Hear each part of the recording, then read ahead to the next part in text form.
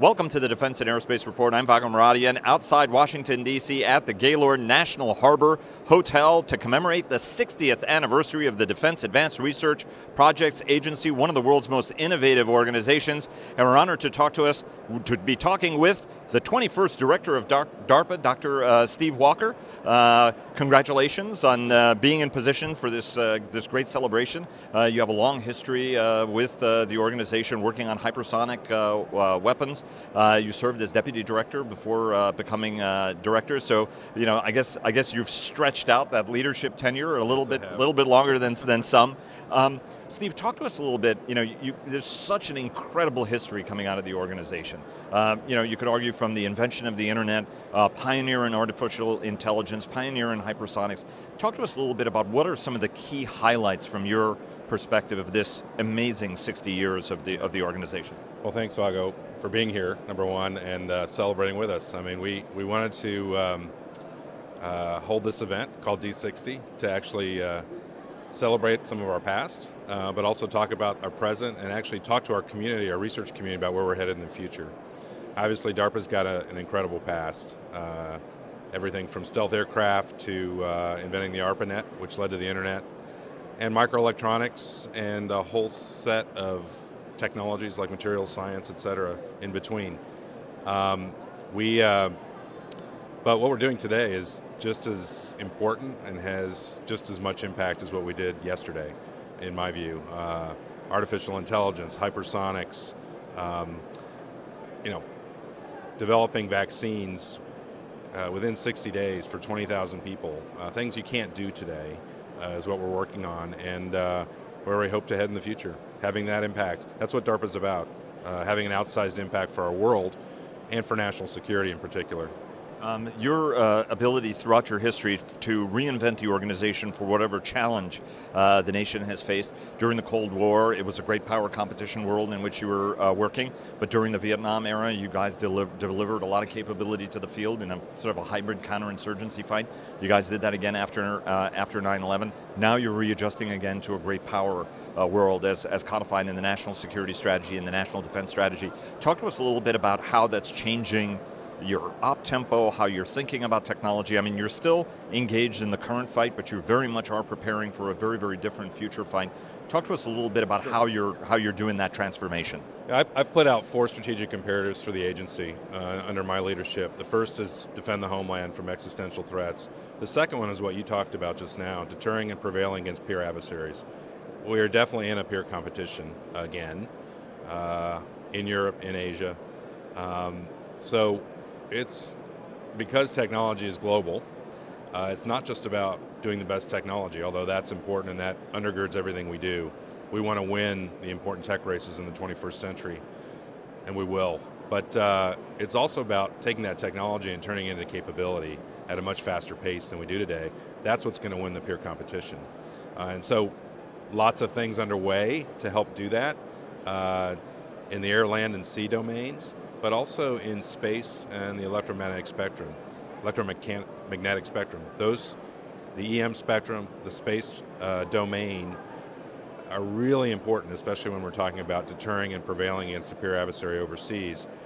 So things like, you know, we have a new program coming out called Blackjack, which is all about riding on the backs of what the commercial sector wants to do in space and proliferating a large constellation of more affordable satellites at low Earth orbit, taking advantage of these commercial companies that want to do that for a space internet, and put some government payloads on those satellites and have a comm capability that's worldwide, have a sensing capability that's worldwide, and gets us to a place where we can put our technologies out there faster. Instead of building a very large, exquisite satellite that takes 20 years, get some things out there fast, get some things out there at low cost, and turn that cost equation on our adversaries. So that's one example that I can talk about. Obviously, hypersonics is another one, you mentioned it. This right here, this is not a hypersonic weapon. It's our long-range anti-ship missile that we developed to basically give us the advantage again in the Pacific when it comes to naval surface warfare. You know, DARPA started that program, I want to say in the 2009 time period based on Admiral Willard's comment to us at Pac Fleet at the time. I'm getting outgunned, outsticked in the Pacific. That thing is going into operational service this year because DARPA led the way and worked with the Navy to get the job done. That's a subsonic capability with a lot more smarts in the front end. I want to do the same thing for hypersonics, and we're on our way to do that. You should be seeing hypersonic weapon flight tests starting next year, 2019. We started a bunch of programs with the Air Force 5 years ago, and you'll see those flight tests starting to come out. Yeah, and I should say that hypersonics have a special place in your heart, given that you were the hypersonic program manager here. In the path, went to the Air Force, and obviously then came back as deputy director, and now as director. What is the key, from your perspective? What are the keys to getting that speed in a world where, during the Cold War, we had a technological advantage, material advantage. We had all of these advantages over the Soviet Union in a competition, even against China at the time. But over the past 20, 40 years, Chinese students have gone to MIT and Caltech, gone and apprenticed at leading American companies, then gone home, enormous research funding there. So there isn't this technological gap anymore. There's an enormous technological parity, and some even say, look, if you look at China's Silicon Valley, they're out innovating our Silicon Valley. There are a couple of articles on that. What are the keys to speed? What are the keys to competing? What are the keys to succeeding in a world where this technological democratization, the education democratization that's happened, has sort of leveled the playing field? Well, you're right. Technology is more global. The key is to stay ahead in the tech race. Hypersonics is a great example. We've been ahead in hypersonic technology, and I think we still are to some extent. But turning that technology into capability is where we failed. We've been too conservative in our outlook on what we want to put into the field, in my opinion. And DARPA's trying to change that thinking within the department. So it's not so much about building the next thing we know how to build.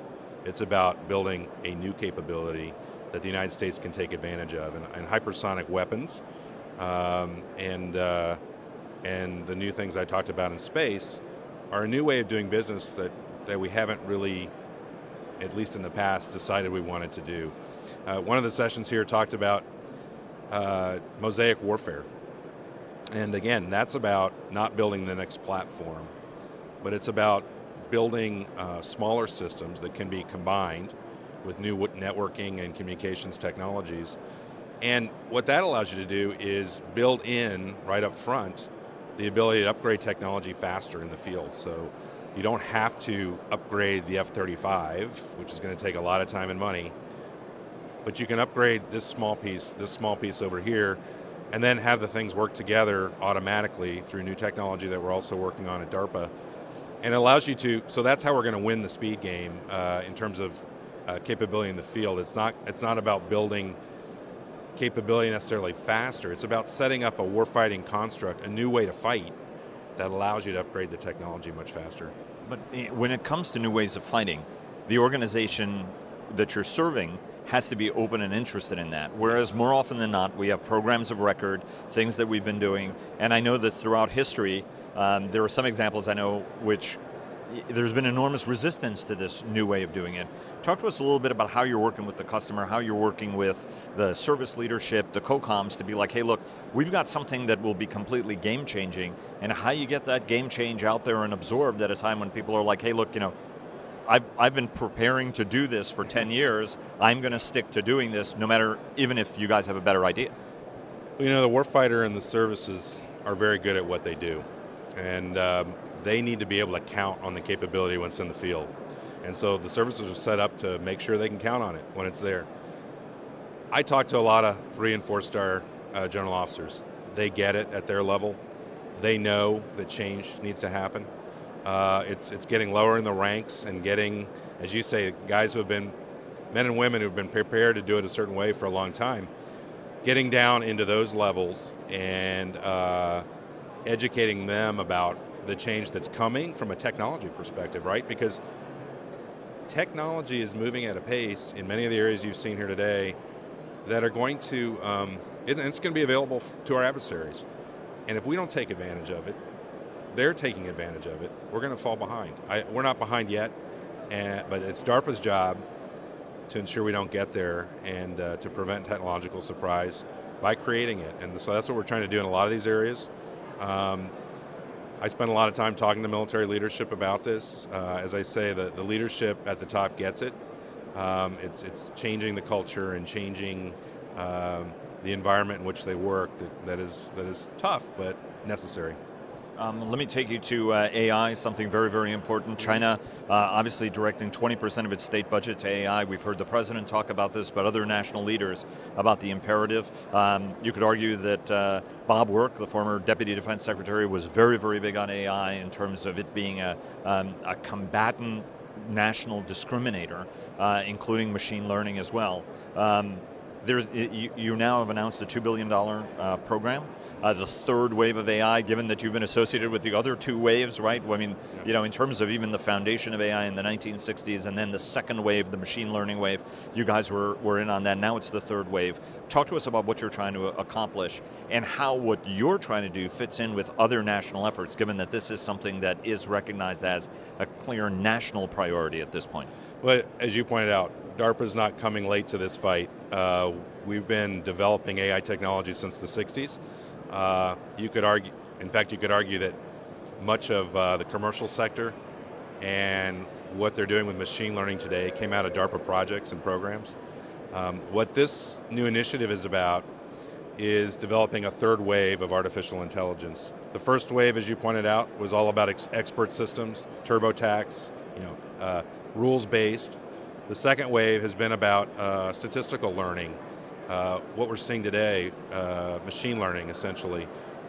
Large data sets, lots of training, but still very fragile. I mean, we refer to it as narrow AI. It can still be tricked. And if you take it outside its data or its knowledge base, it won't give you the right answer. So what third wave is about is giving machines what we call contextual reasoning, the ability to have, to be able to think a little bit more like humans and explain their decision-making process to the human. Because I don't believe in a world where machines are going to do everything. It's really always going to be, especially in the national security space, how humans and machines team to get a job done. And so what we want to do with the third wave of AI is make it much more explainable to the human warfighter, the man or woman operating the machine. This new initiative, as you pointed out, is going to be $2 billion over 5 years. It's going to be basically doing what DARPA has always done, generating that contextual reasoning in third wave. It's going to be taking today's machine learning and applying it to national security problems. And it's going to be really opening the hood and looking at the foundations of how AI works and the physics of how AI works. And so those three pieces are what it's going to be about. The way we're going to do it is we've already released a BAA called AI Exploration. It's on our website. And it's a way for the community to do 18-month feasibility studies for us in these three different areas, and then for us to be able to invest further dollars in things that look promising. So that's already on our website. We've had a huge response in the first topic, which was physics of AI. New topics are going to come out every few weeks over the next several months, so look for that. And then we hope to start a discussion with our performer community, ending with a colloquium in the March 9th, 2019 time period. We're going to talk about ethics. We're going to talk about foundations and where we want to go in this third wave. It's exciting, and it's what DARPA does and has always done and can do to help solve this problem. You asked about other initiatives. The DoD is setting up this joint AI center, which is a great idea because DARPA is going to work the foundational technology, and it's technology that the commercial sector won't necessarily go off and do. It's not ready for the marketplace. The JAKE is really about looking at applications, using existing AI techniques, and really, what is it going to take to sustain these machine learning and AI tools within the department? Sustainment's a big deal. No one's doing that today. What is it going to mean to sustain these databases that this stuff is trained on? And potentially, what is the systems engineering piece of AI look like? Because it doesn't exist yet. So I think DARPA and the JAIC are actually going to have a nice working relationship over the next coming years. Jared is giving us the hook, but I have one quick question, which is, and I do a shout out, right?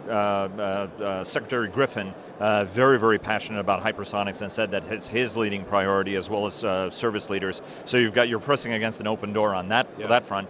But in the denied environment, right, there is a concern that so many of our autonomous systems and even these large networks, whether space-based or otherwise, if you have an adversary that's denying you access to that connectivity, all of these sort of network systems collapse. How do you counter that? What are some of the work that can be done so that despite pervasive jamming, targeting, and other sorts of things that folks can do in the electromagnetic spectrum, we can still operate, maneuver, fight, and win in that space? Well, you said the keyword maneuver, and so we can't be static in the EM spectrum for sure. So people talk about cognitive EW, being able to adapt, right? So not being static, that's one answer in the EW space, certainly.